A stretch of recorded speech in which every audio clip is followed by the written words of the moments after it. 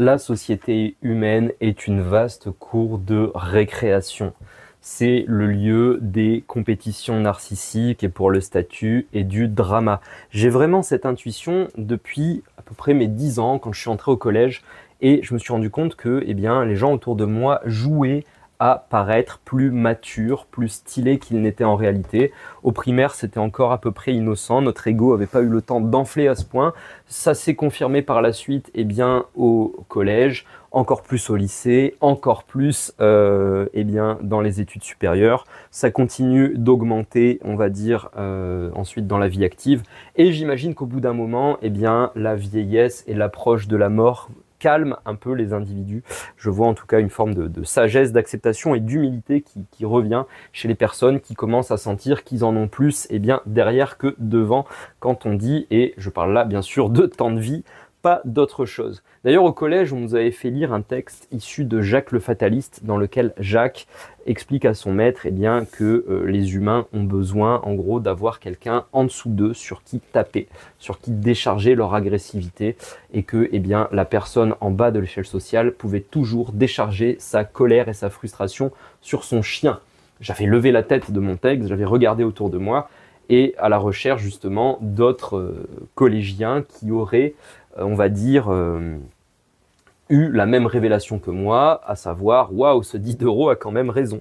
Mais non, ça n'avait semblé toucher personne autant que moi. Après, peut-être faisait-il semblant, hein, un des paramètres à ne pas négliger de la cour de récréation, c'est justement la nécessité de la poker face, tout le monde faisant semblant de ne pas être affecté par les choses qui les affectent, de ne pas montrer de faiblesse, de ne pas montrer de vulnérabilité. Et d'ailleurs, je fais pas ce podcast pour tenir un discours de montre tes vulnérabilités, montre tes faiblesses. C'est franchement un pari dangereux dans la société humaine. Je sors une statistique comme ça au hasard, mais si on devait faire du Pareto, je dirais que 80% des relations humaines, toute relation confondue, c'est la cour de récréation. Je parle en tout cas dans les pays, dans le type de pays dans lequel on vit, à savoir pays occidentaux, plus ou moins riches. Voilà, je ne sais pas ce qu'il en est dans les zones de guerre ou dans les endroits extrêmement précaires, mais chez nous, il y a cette tendance lourde comme ça à la cour de récréation.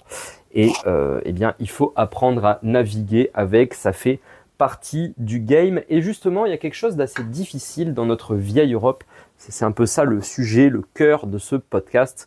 C'est le fait que nouveau riche, et particulièrement en France, le mot nouveau riche soit considéré comme péjoratif et qu'on n'ait pas le droit à tout type de comportement dit fake.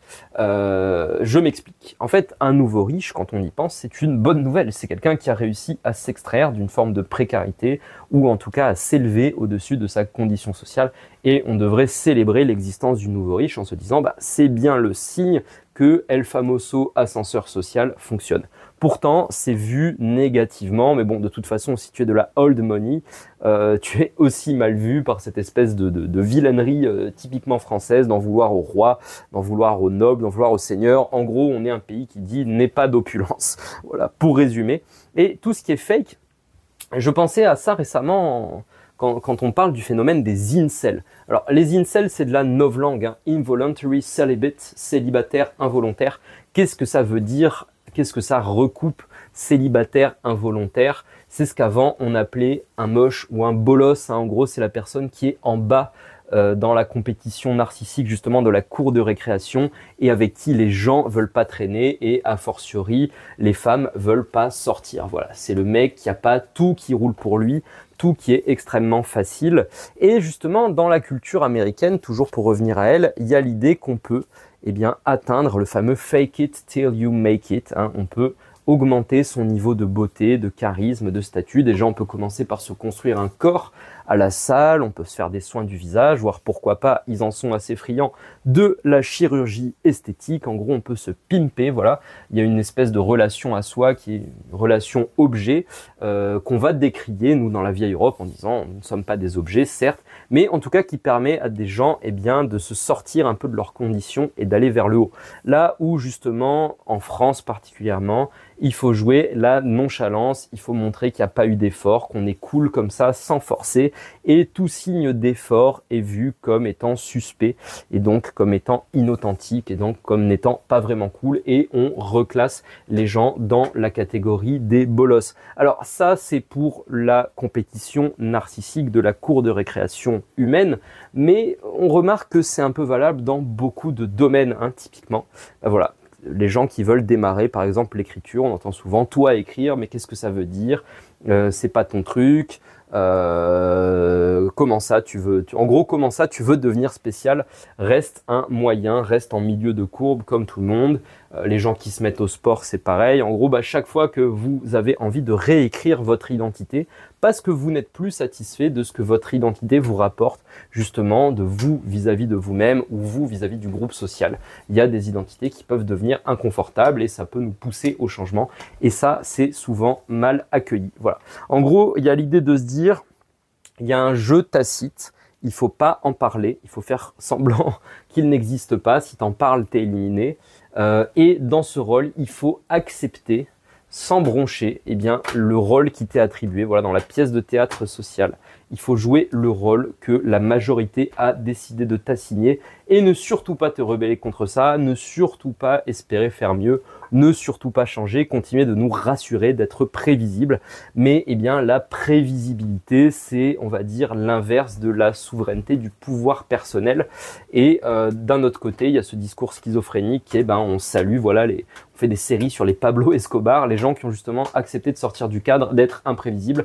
On trouve ça cool, mais on dit, le cool, c'est réservé pour les autres. Imagine l'injonction contradictoire avec le fameux liberté, égalité, fraternité avec lequel on nous bassine depuis gamin. Donc en gros, il y a vraiment ce discours, le cool, c'est pour les autres, c'est pas pour toi. Le mieux, c'est pour les autres, c'est pas pour toi. Ce genre de système de matrixage cérébral est implanté dans les citoyens, on va dire, depuis la jeunesse, vraiment, depuis tout jeune.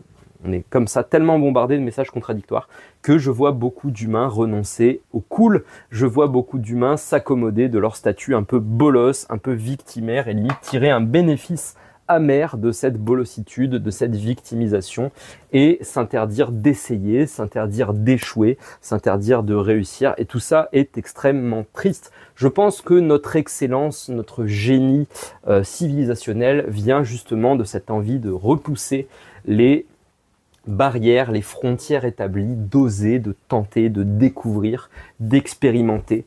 Et je pense que ça fait partie de notre identité profonde. Et se priver de ça, eh bien, c'est clairement s'amputer de ses ailes. Voilà. Et j'invite tout le monde à ne pas s'amputer de ses ailes. Pose ce sécateur, pose ces tenailles, pose cette tronçonneuse et autorise-toi à te déployer dans ta pleine envergure. Et tant pis si tu prends des coups, tant pis si tu vis des rejets, tant pis si tu vis des revers de médaille. Au final, qui t'as envie d'être? Est-ce que tu as envie d'être Rocky ou est-ce que tu as envie d'être... j'ai même pas d'exemple de personnage absolument secondaire dans les films, justement parce que ça fait pas de bonnes histoires. Voilà. Donc, autorise-toi à essayer, à échouer, à tenter, à revendiquer une identité si tu as décidé que c'était celle-là qu'il fallait pour toi. Tant pis, au final, la vie des gens fluctue, va et vient. Et puis, si tu as vraiment peur de leur jugement, je te répète, et je ne te le répéterai jamais assez, en dehors de la petite crotte de nez qui vont essayer de te lancer dans la conversation, dès que tu auras tourné les talons, ils vont surtout penser à eux et à leur propre petite vie médiocre. Voilà. Peut-être que ton chemin de développement personnel te mènera à une forme de misanthropie. Tant que tu ne te détestes pas soi-même, je trouve pas ça problématique. Hein. Typiquement, on dit souvent, on présente souvent Charles Bukowski comme un écrivain autodestructeur. Il l'était certes par des aspects, hein, sa consommation d'alcool était, on va dire, au-dessus de ce que recommande l'OMS, mais c'est pas vraiment l'impression que j'ai quand je lis du Bukowski ou que je regarde ou que je lis ses interviews. Bukowski était quelqu'un qui avait un regard doux, amer, une forme de misanthropie douce et de regard comme ça tendre mais un peu désabusé sur l'humanité. Et c'est justement cette tension, cette hésitation entre détestation et amour, entre compassion et rejet, qui fait le sel de son œuvre. Voilà, je suis pas fan de Bukowski. Je lui reconnais des qualités, j'aurais tendance à dire plus ses nouvelles étaient courtes, meilleures elles étaient. En tout cas, voilà, Bukowski ne se détestait pas lui-même. Par contre, détester l'autre, je crois pas à 200% à cette espèce de discours au sens se détester, aimer soi-même, c'est aimer l'humanité, se détester soi-même, c'est détester l'humanité. C'est peut-être valable sur un plan métaphysique, mais comme je te l'ai rappelé en début de podcast, on passe pas notre journée sur le plan spirituel, on passe beaucoup de temps dans la cour de récréation.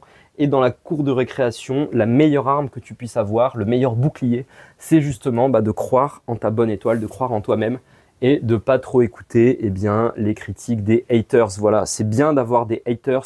Franchement, je remercie mes abonnés et j'attends plus de haters. Où sont-ils, les gens qui essaient de clasher dans les commentaires, qui essaient de m'en vouloir? Voilà, c'est bon d'avoir des haters. Ça maintient jeune, ça te garde le poil luisant.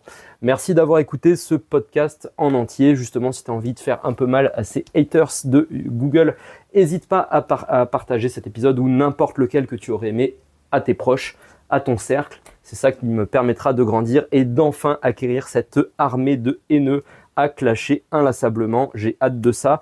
Je te remercie. Je te dis à demain pour le prochain épisode de La Plume et l'Épée. Et d'ici là, prends soin de toi.